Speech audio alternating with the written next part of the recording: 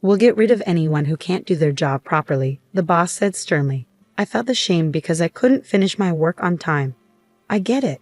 I'll quit, I said sadly. I was exhausted and couldn't keep up anymore, so I chose to leave the company. Are you really giving up? It won't be easy for someone your age to find another job. The boss teased me. The day after I left my job, I got a call from a former colleague on my phone. Hey, it's bad. Can you come back, Mr. Watson? They begged. It seems like ever since I left, our contract companies have been calling nonstop. My ex-colleague explained. Firing him was a mistake, a client said, making the section chief apologize deeply to me. My name's Benjamin Watson. I lost my dad when I was little. I'm sorry for making you feel lonely, I told my mom. It's all right, dear, she said. With no family close by, my mom raised me alone. Seeing her work so hard inspired me to help. Mom, I'll work as soon as I finish school. I'm sorry for making things tough, I said. Don't worry, I'll handle it, she reassured me. Getting a job right after high school wasn't easy. I applied to many places but couldn't even get an interview for most. I was without a job for about a month. Then finally, one company gave me a chance. It was a sales job at an insurance company. I was nervous because I'd heard that working in insurance sales was tough, with strict targets to meet. But I really wanted to help my mom and have a job. So I went to the interview determined to do my best. Luckily, they hired me right away, maybe because they saw how keen I was or maybe they needed someone urgently. Now, after 35 years, I'm still working in sales, dealing with big clients. My sales just about meet the targets each month and I haven't moved up in the company. But I think my hard-working nature still shines through. My clients trust me because I treat them well. A client wants to ask about insurance. Is that all right? One person asked. Can I come by this afternoon? Another person wanted to know. Of course, I'd be glad to help, I answered. Even on my days off, if someone needed me, I'd go to them. I just wanted to make sure they felt better about things.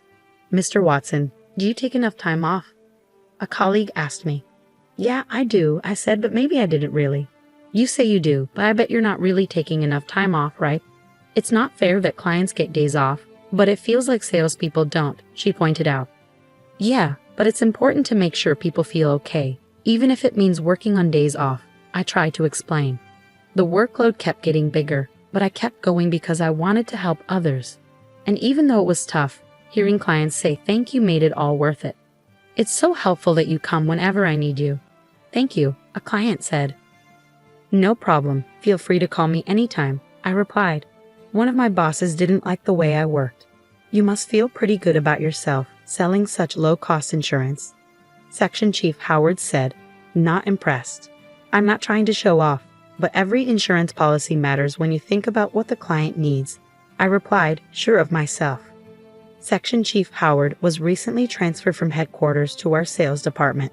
Unlike me, who only graduated from high school, he's an elite with a degree from a top university. It seems like the head office has high hopes for him, given that he's become a section chief almost 20 years younger than me. Do you think you're better just because you've been here for over 30 years and still haven't moved up? He fired back. From Section Chief Howard's perspective, it probably seemed like I wasn't up to the task. And honestly, looking at my sales numbers, I couldn't really argue. Since you're part of my team, I need good results from you. My own success depends on it, Section Chief Howard emphasized. It looked like Section Chief Howard was really aiming for a higher position, and he was pushing hard for it. While that ambition isn't a bad thing, I couldn't agree with his approach. Listen, everyone, selling low-cost stuff to small businesses won't make us much money. Aim for the big clients and sell them our top products. Section Chief Howard motivated the young sales team and sent them out. Section Chief Howard's strategy was to sell top-tier insurance to big clients, meaning policies with the highest premiums. I wasn't a fan of this approach. The insurance he promoted covered a wide range of scenarios and was designed to prepare for any situation. But the more comprehensive the coverage, the higher the cost, which I felt wasn't fair. Insurance shouldn't be a daily burden, covering things the client might not even need, I argued. But Section Chief Howard's response was all about creating anxiety in clients and convincing them they needed extensive coverage. He called it a sales skill. But to me, that didn't make sense. I believe in providing insurance tailored to each company's needs, no matter their size, by listening to them carefully. Sure, it takes time, and I end up working late every day, but but it's important to make sure they understand what they're getting. Section Chief Howard didn't pay attention to my concerns. Your method is too slow. Sell faster and make more money. Sorry, he said. Despite his apology, I kept doing things my way, even though it meant going against my boss. But I couldn't say for sure that my way was the best. Are you even listening to me? My wife asked one evening. Huh, what did you say? I had been neglecting my family time. Working late every night, I hardly had any time with them. Exhausted from work, I wasn't fully present when I was home. I just wish we could have more time together. I'm sorry, I'm just exhausted from work. I apologized.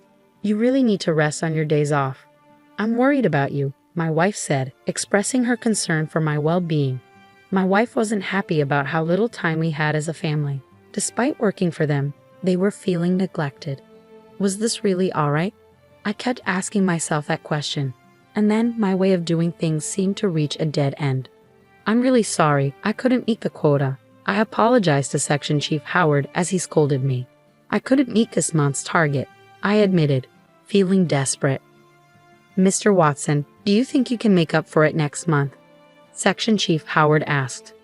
Well, that depends. The shortfall from this month would just get added to next month's target. And since I'm barely meeting the current quota, the chances of catching up seem very slim, I explained. If you can't, maybe you should think about going part-time, Section Chief Howard suggested. Part-time? Can salesmen even work part-time? I was confused. As I hesitated, Section Chief Howard smirked. If you don't like that idea, then you're fired. I was fired. Fired. Surprisingly, saying it out loud didn't feel as bad as I thought it would. I can't say I'm not a bit sad about losing my job, but haven't I been working hard, sacrificing time with my family? I pondered. Maybe it's a chance to appreciate the time with my loved ones that I've been missing out on.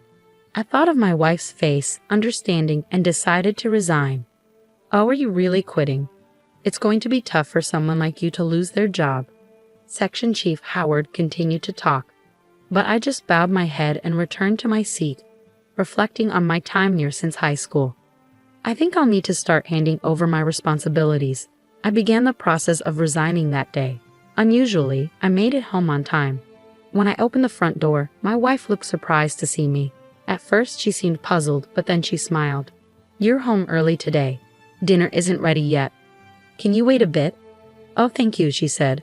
It might have been the first time I really watched my wife cook since we got married. I realized how much time I had been spending at work.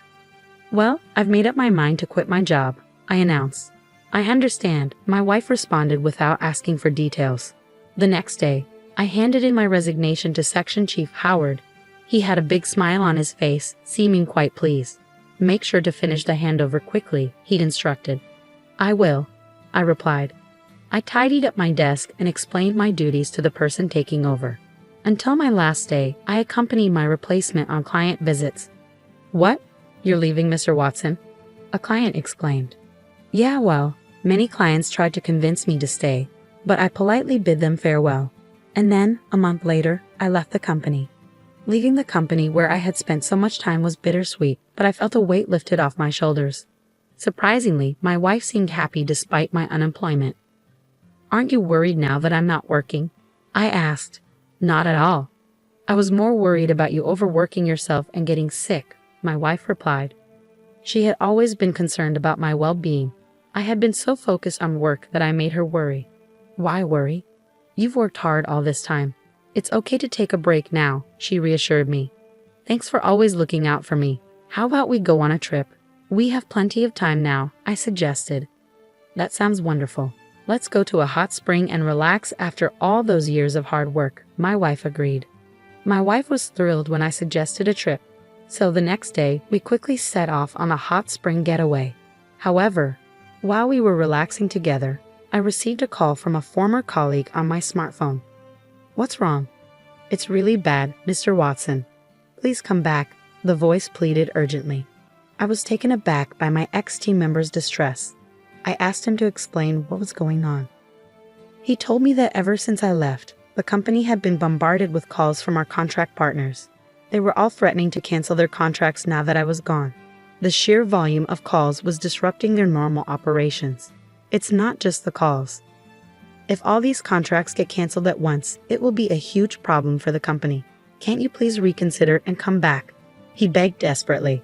I'm sorry, but I won't be returning, I replied firmly. What? He exclaimed in disbelief.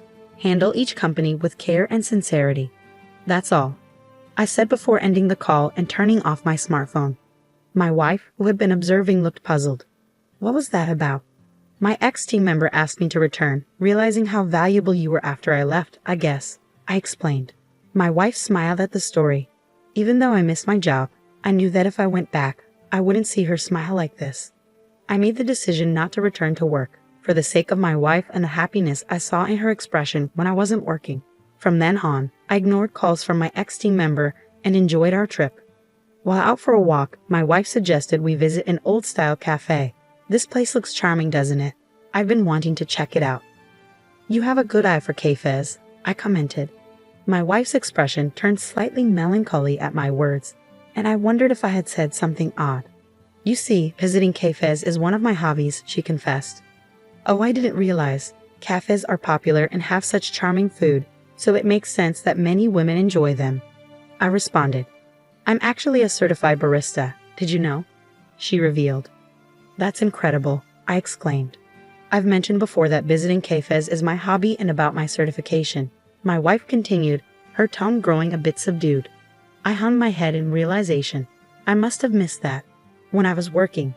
I'm sorry for not paying attention before. That sounds great. When we get home, I'd love to try your special coffee, I replied. True to her word, when we returned from our trip, my wife brewed me some coffee. It was completely different from the instant coffee I usually drink. This is delicious. I can't believe I can have this at home. I'll make it for you anytime, she promised. From then on, my morning started with the coffee my wife made for me. Spending more time with my family, I realized there were so many things I didn't know. While regretting that I had neglected my family until now, I decided to cherish every moment with my wife. A few days later, I got a call from Chief Howard. I hesitated whether to pick up, but given the recent situation with my ex-team member, I decided to answer. Mr. Watson, I made a mistake. I'm sorry. Can you please come back? Chief Howard apologized and asked me to return to the company. It turned out Chief Howard had been dealing with a flood of calls from our contract partners. He had personally visited them and apologized. Mr. Watson was always kind and considerate, even when everyone else was pushing insurance aggressively. That's rare these days, Chief Howard explained. It wasn't just one or two companies, it was the same story everywhere he went. Firing him was a mistake, Chief Howard admitted, realizing that his sales approach was wrong. Listening to Chief Howard relay the words of the customers warmed my heart. I was mistaken. What the customers truly value is thoughtful service, he admitted. You have a keen eye for understanding customers. I want to start from scratch and learn from you, Chief Howard confessed, his tone devoid of the condescension from before. I appreciate your offer, but I won't be returning, I declined. I understand. Well, if you realize your mistake and change your ways to treat your customers better, then that's what matters. I've already found a new job, I explained. My words seemed to catch Chief Howard off guard, even over the phone. After a moment of silence, he responded, I see. There's nothing more we can do then. Chief Howard sounded disappointed as he apologized to me and ended the call. While I do worry about the company I used to work for, I'm also excited about starting something new. No matter how old you get, starting afresh is nerve-wracking, but as long as I'm with my wife, I know I'll be okay. Together with my wife, we opened a small cafe. When I lost my job, my wife shared a little dream with me. I want to run a cafe I love and enjoy a relaxed life in our old age. So we saw my resignation as an opportunity to chase my wife's dream together. At first, most of our customers were her friends, but soon word spread and our business started to thrive. With my background in sales, I was good at serving customers, while my wife enjoyed chatting with her friends while working, always seeming happy. One day, as I greeted a customer as usual, to my surprise, it was Chief Howard. His eyes widened when he saw me. I couldn't help but give a wry smile and led him to an open seat. Is this your new job? He asked. Yes, my wife and I started it together, I confirmed. It seemed Chief Howard was taking a break from work and decided to stop by the cafe. He wasn't one to visit places often before, but it seemed he was back in the field since that incident. You look really happy now, Mr. Watson. Are you? He observed. Thinking back, I always seemed tired when I was at the company. He might be onto something. I used to feel guilty about not spending enough time with my wife. Now I'm enjoying my work while being with her. You seem to be enjoying yourself too. You look more energetic than before, I noticed. I'm training to be like you, Mr. Watson. You're my role model, Chief Howard said before checking his watch and getting up. I'll bring everyone from work next time. Thank you for the meal, he said before leaving the cafe, seeming upbeat. It looks like Chief Howard is on a path to further growth from here. Honey, I made coffee, my wife called out. Great, thank you, I replied. After closing the cafe, we sat together at the counter, enjoying the coffee my wife brewed. Today had been busy, but it felt nice to sit here with her. We talked about the day's work. It was a calm and special moment, and it was all thanks to my wife. Thank you for everything, I said to her. Why so serious all of a sudden? She asked. I've decided to treasure these moments of happiness with you from now on, I explained.